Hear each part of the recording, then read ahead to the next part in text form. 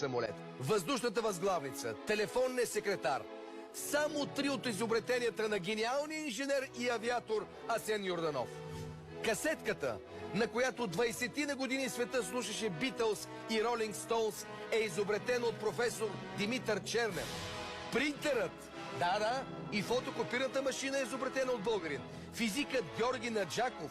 Шестия сърдечен тон. Откритието на българската медицина, известно като феномена на века, е дело на професор доктор Иван Митев.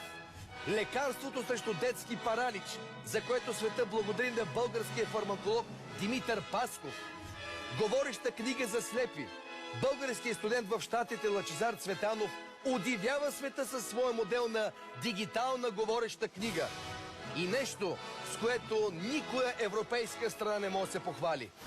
През цялата си вековна история България няма пленено бойно знаме, защото ние сме българи.